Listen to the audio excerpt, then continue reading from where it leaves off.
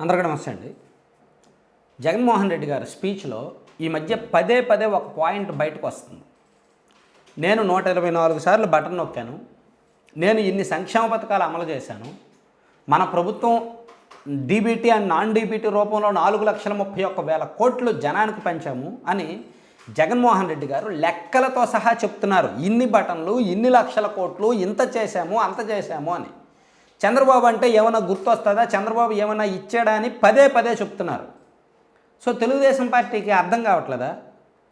జగన్మోహన్ రెడ్డి గారు సీఎం స్థాయిలో, సీఎం హోదాలో ఉంటూ టీడీపీకి చెప్తున్నారు చంద్రబాబు అంటే ఏమీ గుర్తుకు రాదు, కానీ నేనంటే 124 సార్లు నొక్కిన బటన్లు గుర్తొస్తాయి అని. మరి తెలుగుదేశం పార్టీ వాళ్ళకి 2019లో ఓడిపోవడానికే వాళ్ళకి చేసింది చెప్పుకోవడం చేతకాక, సో ఇప్పటికీ కూడా టీడీపీ అదే పరిస్థితుల్లో ఉంది. సో తెలుగుదేశం పార్టీకి పట్టిన దరిద్రం ఇదే. పాప టీడీపీ కార్యకర్తలు ఎవరైతే ఉన్నారో వాళ్ళకి తెలియట్లా, టీడీపీకి ఒక దరిద్రం పట్టుకుంది. వాళ్ళు చేసినవి చెప్పుకోలేరు.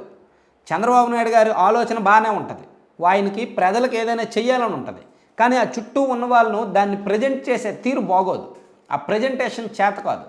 వేస్తే అతివృష్టి లేదా అనావృష్టి, అంటే చేస్తే అతి ప్రచారం, అతిశయోక్తులతో ప్రచారం, లేదా పూర్తిగా వదిలేయడం, ఈ రెండిట్లో ఏదో ఒకటి చేస్తారు తప్ప న్యూట్రల్ పబ్లిక్ కనెక్ట్ అయ్యేలాగా ఒక మంచి కొటేషన్ రూపంలో కానీ, ఒక మంచి ప్రేస రూపంలో కానీ, ఒక మంచి షార్ట్ రూపంలో కానీ చెప్పేది ఉండదన్నమాట. కొడితే సినిమా డైలాగులు, పంచ డైలాగులు కొట్టడం, లేదంటే వదిలిపెట్టాడు. సో ఇప్పుడు జగన్మోహన్ రెడ్డి గారు పదే పదే చెప్తున్నారు చంద్రబాబు అంటే ఏం గుర్తు వస్తుంది, చంద్రబాబు ఏం చేశారని. చంద్రన్న భీమా అనే పథకం గురించి చెప్పుకోవచ్చుగా. చంద్రన్న భీమా అనే పథకం ఎంత మంచిది. ఒక పేద కుటుంబం ఎవరైనా చనిపోతే ఇమీడియట్గా వెళ్ళి వాళ్ళకి మట్టి ఖర్చులకు ఇస్తారు. అలాగే కొన్ని గంటల వ్యవధిలో వాళ్ళకి ఇమీడియట్గా 5 లక్షలు, 2 లక్షలు ఎంతో కొంత డబ్బులు వాళ్ళ చేతుల్లోకి వెళ్తాయి. సాధారణ మరణం అయితే 2 లక్షలు, యాక్సిడెంట్ అయితే 5 లక్షలు. సో ఆ పథకం చాలా మేలు చేసింది. అది వైసీపీ గవర్నమెంట్ వచ్చాక ఎత్తేసారు. నిజంగా అదే ఉండుంటే, వైసీపీ గవర్నమెంట్ వచ్చాక కూడా అదే ఉండుంటే, కోవిడ్ సమయంలో చనిపోయిన ప్రతి ఒక్కరికి మినిమం 2 లక్షల నుంచి 5 లక్షలు వాళ్ళ ఇళ్ళకి వెళ్ళేవి. అది ఎంత మంచి పథకం. సో దాని గురించి టీడీపీ వాళ్ళు చెప్పుకోవడం చేత కావట్లేదు. తర్వాత ఇన్నోవా కార్లు ఇచ్చారు. అసలు ఏమి కాళ్ళ మీద నిలబడలేని ఎస్సీలకు ఇన్నోవా కార్లు ఇచ్చారు. మీరు ట్రావెల్స్లో తిప్పుకోండి, మీరు సంపాదించుకోండి అని. అలా ఇచ్చిన వాళ్ళందరినీ రాష్ట్ర వ్యాప్తంగా అలా ఇచ్చిన వాళ్ళందరినీ 5 సంవత్సరాల్లో ఎంతమందికి కార్లు ఇచ్చారో వాళ్ళందరినీ పోగేసి జగన్మోహన్ రెడ్డి గారికి చూపించవచ్చుగా. ఇదిగో జగన్ గారు, మేము ఎంతమందికి కార్లు ఇచ్చాము, మా కార్లతో వాళ్ళు స్వయం ఉపాధి పెట్టుకొని బతుకుతున్నారని చూపించవచ్చుగా. టీడీపీకి చేత కాదు. బీసీలకు ఆదరణ అని పథకాలు, పనిముట్లు ఇచ్చారు. ఈ ప్రభుత్వం వచ్చాక ఎత్తేశారు. బీసీలకు ఆదరణ పేరుతో ఇచ్చిన పనిముట్లు, స్వయం ఉపాధి, కుల వృత్తుల వారికి పనిముట్లు ఇచ్చారు. ఆ బీసీలు ఆదరణ పేరుతో పనిముట్లు తీసుకున్న కుటుంబాలు, వేలాది కుటుంబాలు ఉన్నాయి. అది ఇప్పుడు ఎత్తేసారు ఈ స్కీము. మరి ఆ లబ్ధిదారుల చేత చెప్పించవచ్చుగా. ఇదిగో జగన్మోహన్ రెడ్డి గారు, మీరు చంద్రబాబు గారు ఏమీ ఇవ్వలేదు అంటున్నారు, ఇదిగో ఇచ్చారు అని చెప్పించవచ్చుగా. అలాగే రైతులకి వ్యవసాయ యాంత్రీకరణ కింద పనిముట్లు ఇచ్చారు. ఈ ప్రభుత్వం మొదటి 3 సంవత్సరాలు ఇవ్వాల, చివరి 2 సంవత్సరాల నుంచి ఇస్తున్నారు.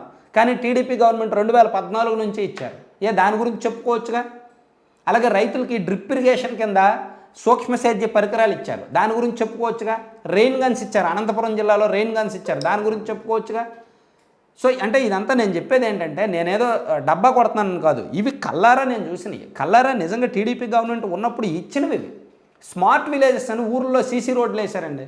అసలు గత 2014 నుంచి 2019 వరకు ఊర్లో సీసీ రోడ్లు ఒక జాతరలా జరిగేది. అది కూడా టీడీపీకి చెప్పుకోవడం చేత కావట్లా. సో తెలుగుదేశం పార్టీకి పట్టుకున్న దరిద్రం ఏంటంటే, ఆ చంద్రబాబు గారు చుట్టూ కొంతమంది మనుషులు ఉంటారు. వాళ్ళు చెప్పిన మాట ఆయన అంటాడు. ఆయనకు వయసు ముదిరింది, మైండ్ సరిగ్గా పనిచేస్తుందో లేదో కూడా తెలియదు.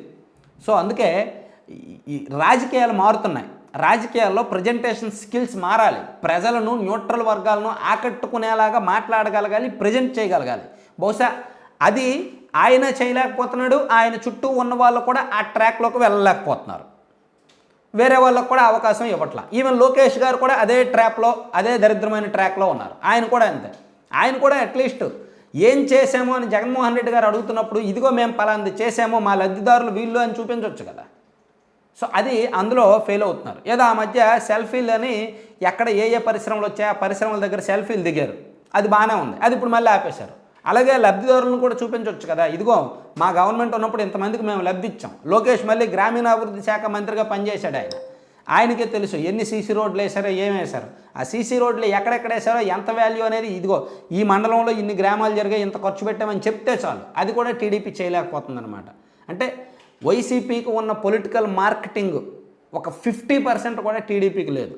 వాళ్ళకు ఉన్నదంతా ఓన్లీ నారా లోకేష్ గారి దగ్గరికి వెళ్ళి, అయ్యా సార్ బాబు మనం 140 గెలిచేస్తాం బాబు, తిరుగులేదు బాబు అని చెప్పడం, లేదా బాబు గారి దగ్గరికి వెళ్ళి బాబు గారు మనకు 160 వచ్చేస్తాయి బాబు గారు అని చెప్పడం. ఆ పనికిమాలిన బ్యాచ్ ఉన్నారు తప్ప మనం ఎలా చేయాలి అలా చేయాలి, ఇలా చేస్తే మంచిది అలా చేస్తే మంచిది అని చెప్పేవాళ్ళు లేరు. చెప్పినా చెడదొబ్బే వాళ్ళు ఎక్కువ. Thank you.